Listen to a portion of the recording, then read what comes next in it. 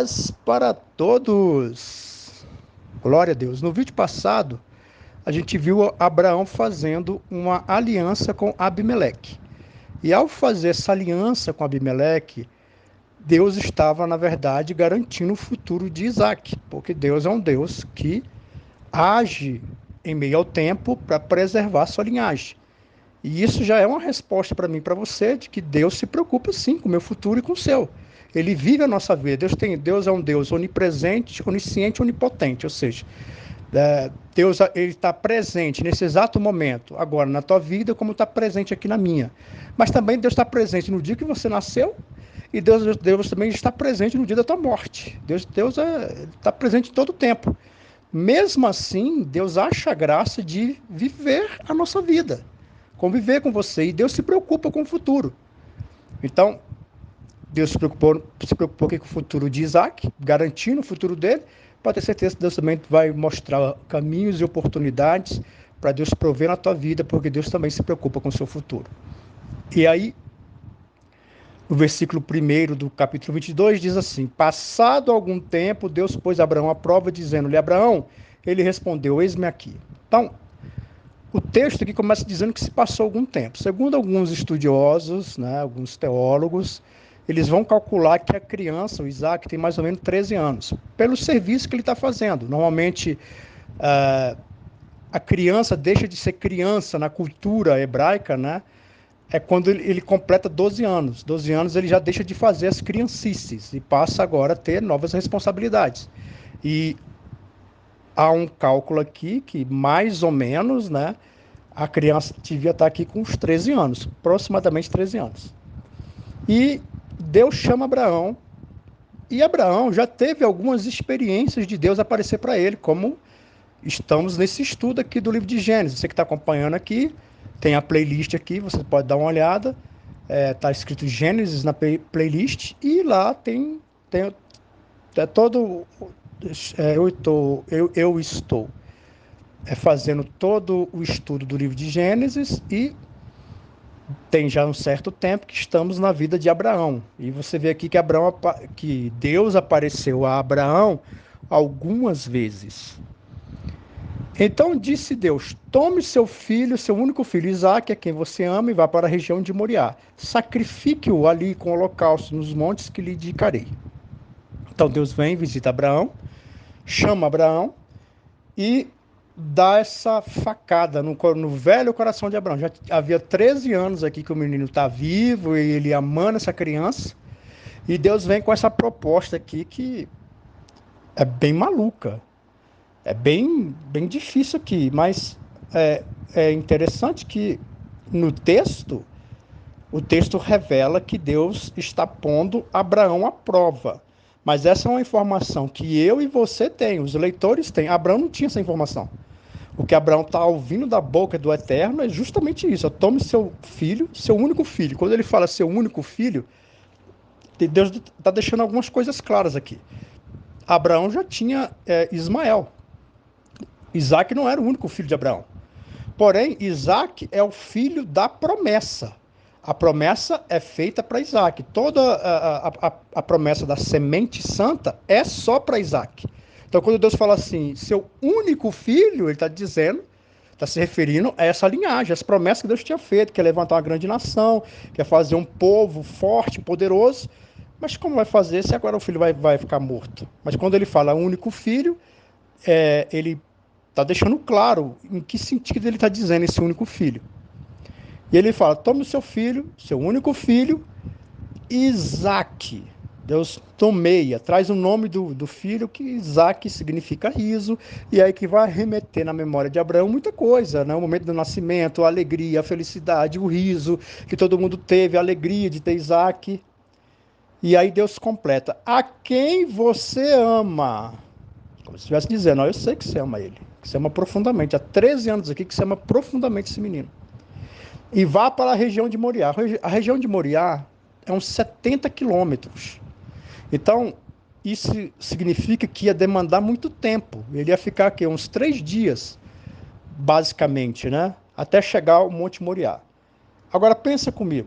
Nesses 3 dias, ele ia ficar pensando, a cabeça dele ia ficar martelando todas as palavras. Tome seu filho, vai sacrificar seu filho. Porque o ponto aqui é que Deus queria que Abraão pensasse bem em toda a situação.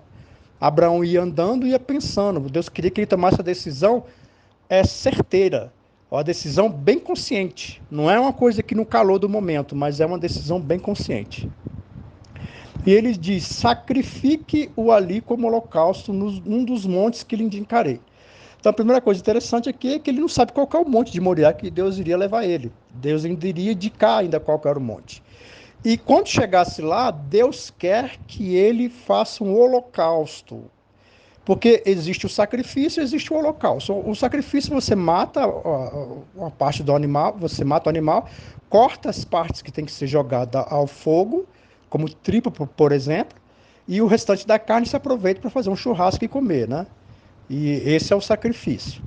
Porém, o holocausto não. O holocausto você mata o animal, tira o sangue e queima vivo, e queima o animal, né?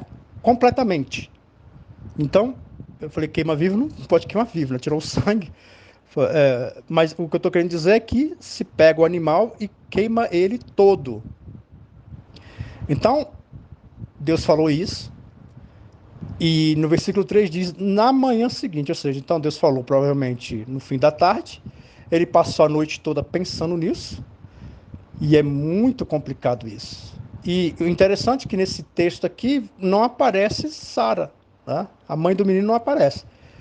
No meu entendimento, é óbvio, né? Não está escrito aqui, mas é óbvio. Jamais a mãe permitiria que se matasse a criança desse jeito. Jamais, jamais, jamais. Então, e Abraão, sabendo disso, não comunica a sua senhora. Provavelmente ele deve dizer para ela que vai levar o menino para fazer um sacrifício a Deus. Deus me chamou para fazer um sacrifício e eu vou levar o menino. Que era algo comum na vida de Abraão. Deve ter falado isso à noite com Sara e, com certeza, ela permitiu, né?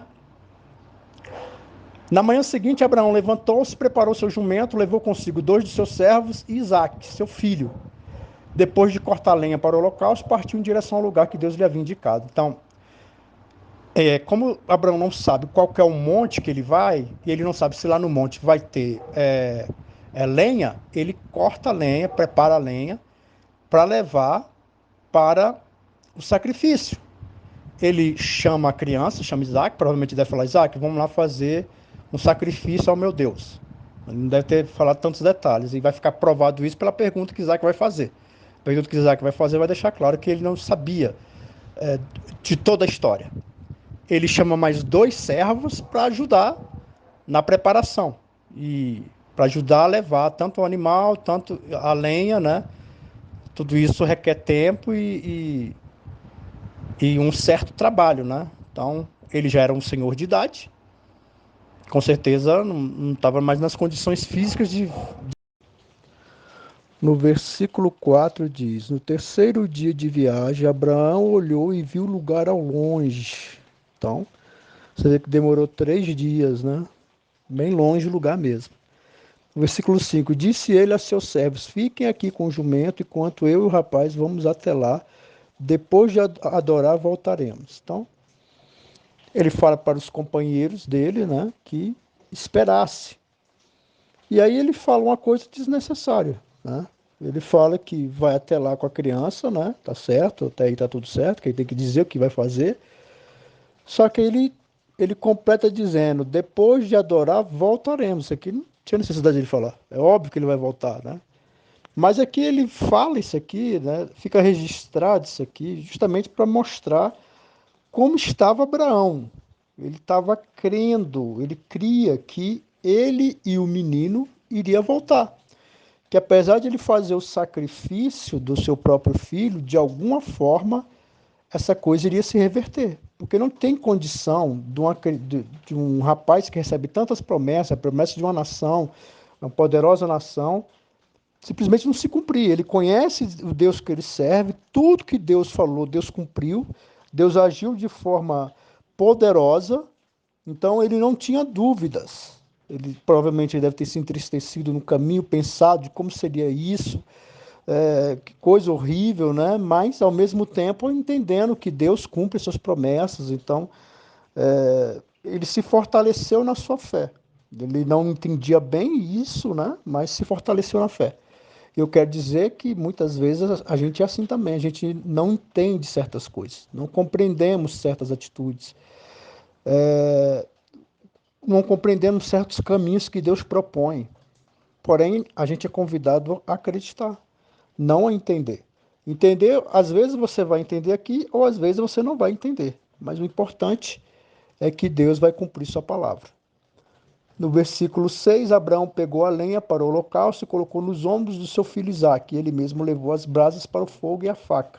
E caminhando os dois juntos, Isaque diz ao seu pai Abraão: Meu pai? Sim, meu filho, respondeu Abraão. Isaque perguntou: As brasas e a lenha estão aqui, mas aonde está o cordeiro e o holocausto? Então, mostrando aqui que o menino não tinha todas as informações. Ele sabia que ia fazer um sacrifício, tá lá, tinha o jumento que ele estava trazendo, né? O jumento estava trazendo todo esse material, né? Mas o jumento todos sabiam que não era um animal propício para sacrifício. Não, não. Tinha uns animais específicos. Então o menino falou: onde é que está o animal? Porque nas montanhas vai ser muito difícil ter uma ovelha, ter uma cabra. É muito difícil nas montanhas ter esse tipo de animal. Então por isso ele faz a pergunta, ele não está entendendo. A resposta de Abraão é: Deus mesmo há de prover o cordeiro para o holocausto, meu filho. E os dois continuaram o caminho juntos. Que situação, né? Ele está andando com o filho, chegando num grande momento. Como é que estava o coração desse homem apertado?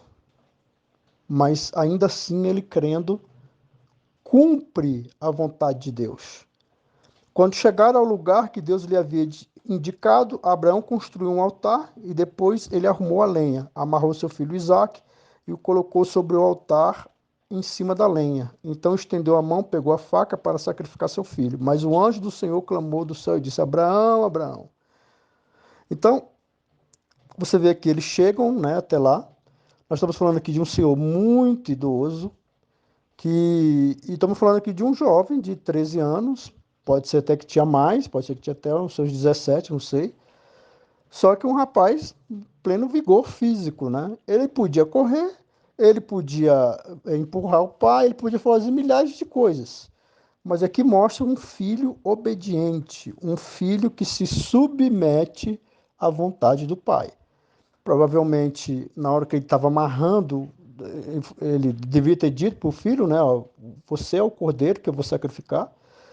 E o filho, acreditando no pai, permite que o pai o segure, permite que o pai o amarre. Ele é colocado lá. O ponto aqui de Abraão pegar uma faca, né, como ele pegou, né? Ele pega a faca e estende a mão para o seu filho, ou seja, ele prepara para atingir provavelmente o pescoço de Isaac. E uma vez que Isaac estivesse sangrando, e aí ele tacaria fogo no próprio filho. Ele faz toda essa preparação, mas que maravilha, hein? Que bom que tem esse mais nessa história, né? Tudo parece indo para o fim, tudo parece ser uma coisa, um final horripilante, triste, uma vontade de Deus confusa, que parece que não tem propósito, mas aí vem o mais e traz à luz a tudo aquilo ali. É claro que isso no olhar de Abraão, para nós já sabia que era um teste, mas Abraão não sabia. E é isso que eu quero dizer para você, existe um mais para você aí. Deus diz, mas, porque ele tem algo poderoso para te revelar. Você não entendeu até agora. Talvez o caminho que ele está te propondo é um caminho muito difícil, um caminho bem complicado, um caminho que não dá para entender de início, mas haverá um fim glorioso, porque existe o mais do Senhor. Deus vai estar preparando tudo para uma grande vitória, para uma grande conquista. Não tenha medo, creia, porque Deus sabe o que está fazendo. Convido você a orar comigo. Meu Deus, entramos na tua soberana presença diante dessa situação que eu sei que essa pessoa está vivendo, que é uma situação que exige muita fé, exige uma força tremenda, que muitas vezes não dá para entender por quê, para que isso, por que dessa forma, mas o Senhor sabe o que está fazendo. E haverá um final glorioso para essa história, porque é Deus que escreve a história. E Deus é muito bom em escrever uma história. Meu Deus, dê força para esse coração para compreender. E se não compreender, essa força no coração para agir pela fé. Porque é isso que o Senhor pede aqui. O Senhor está pedindo aqui essa ação pela fé de Abraão. E muitas vezes Deus pede que eu creia pela fé, que eu faça as coisas pela fé. Meu Deus, ajude essa pessoa que está ouvindo a andar de fé em fé. Porque de fé em fé vem a conquista, vem a vitória. Abençoa.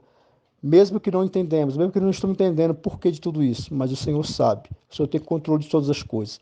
A situação vai virar, a situação vai ser favorável, porque é Deus que escreve a história. Amém.